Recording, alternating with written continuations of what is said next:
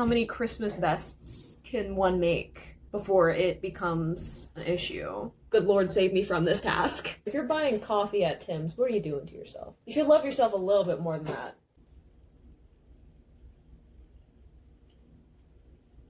Good morning, everyone. The lighting is not great, but I don't want to turn on my overhead light because I had a little bit of vertigo yesterday, which is just one of the things that comes along with dealing with migraines and what have you, which might have been some of my lack of motivation. Missed a day of filming stuff. I don't really know what I'm doing. I'm not committing to anything, but I just let myself have some time to rest and not be looking at screens. I'm feeling a lot better today though, and it's snowing. It's snowing that like fluffy kind of snow. It's only just starting to get a little bit bright outside, so I haven't done anything filming wise because of that. The lighting is going to be weird, but I wanted to show you the progress I've made on my vest so far because I'm about to shift into a new phase and I feel like I gotta keep you guys updated a little bit. So I've got all of the stockinette done. This is like the ribbing ends here. And then all the stockinette. The color pooling is quite interesting, but I didn't end up switching to the bigger needles. I'm sticking with the 2.5s. Is that what we're doing? I stuck with the 2.5s because I did a little bit of the stockinette with the 3.5s and I just didn't like how loose the weave of it was. So I decided to stick with the 2.5, especially since the sizing for this particular vest is going to be oversized on me anyway. I can afford to lose a little bit of the size, that it's not quite as bulky, but because I'm not making it quite as oversized, I'm thinking I'm not going to make it quite as long in the body either, because again, the pattern I'm using is for like a men's size, which is quite a bit bigger than I am, and the way that I like pretty much anything to fit, like sweaters, vests, whatever, I like it to actually land on my waistline, like my actual waist, as opposed to like lower on my hips. So I think this might be the end of my stockinette before I get into the shaping for the armholes, which is about 8 inches altogether, which I have to remember. Part of me saying that on a video is so I'll remember that because I'm not following the pattern anymore so that I can make the back match.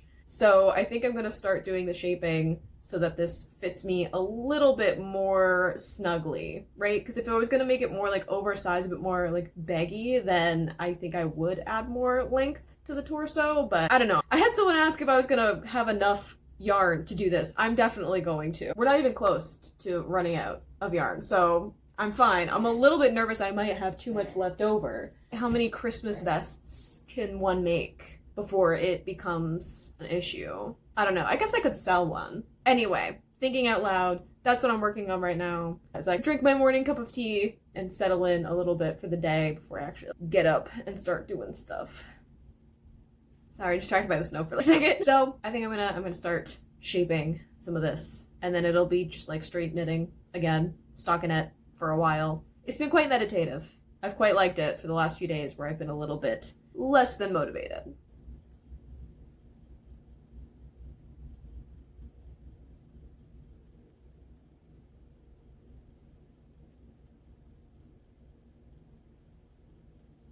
Hello, afternoon now. I've just been working away on things and casually working on my vest, but we got all the shaping done for the underarms, right? Yeah. And now it's just about adding length to the front panel before I start doing the shaping around like the neck. It doesn't look like there's a lot though, but it says to keep going until the whole piece is about 20 inches. But because I didn't do the full 15 before I started to do my underarm shaping, that means I have to, it's going to be about 5 inches. That's like the actual armhole. So 8 plus 5 is 13. Yes? Doing quick math. So I think I'm at, I don't know, inches. I'm at about 10 inches, so I have about 3 left. I think because I've gotten a lot of stuff figured out already today in terms of like work-in things, that I'm gonna film some stuff because I don't actually have to look at my knitting while I'm doing pretty much anything. I've been knitting for so many years at this point that I don't need to look at it anymore. So I think I'm gonna record some stuff. I think I'm gonna watch some stuff, record some things for the channel,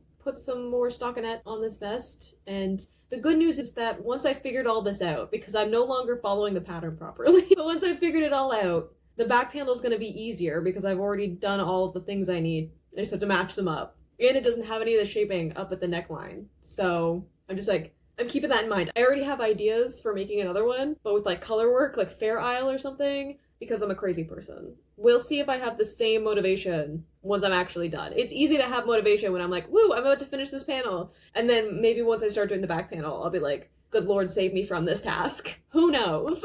I had a surprise visit from my landlord to give me a Christmas card, which is very sweet. But I am thinking I'm gonna take a little bit of a break from doing stuff. My lighting is not great in this room. But I'm gonna take a little bit of a break and go for a little bit of a walk. Maybe get myself a snack. I feel like in every single one of these videos, and I'm like, and then I got myself a treat. Look. That's how I motivate myself to do a bunch of things, okay? And I am just giving you the most candid version I possibly can.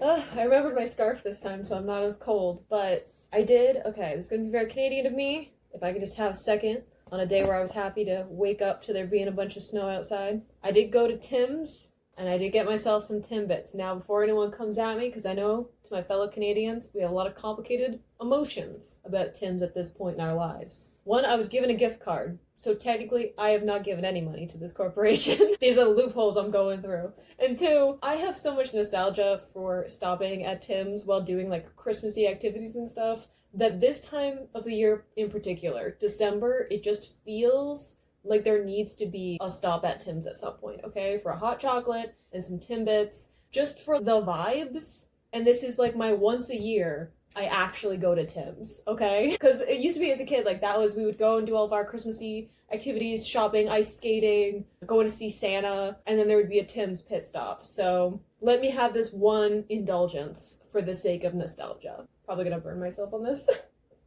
Not bad, it was cold enough on my way walking back home. It's actually cooled down quite a bit. At least I got the hot chocolate, right? If you're buying coffee at Tim's, what are you doing to yourself? You should love yourself a little bit more than that. And for anyone who isn't Canadian and therefore has no idea what I'm talking about when I say Timbits, this is a Timbit. It's traditionally the center of donuts being taken out, or like extra dough that they had while making the donuts and all that. But now they just make them because they're a little snack, right? They're a little bite-sized donut. And this is what my parents used to get me all the time as a kid, because it seems humongous when you're a child and it was cheap. So this is nostalgia on a budget for anyone who grew up in Canada.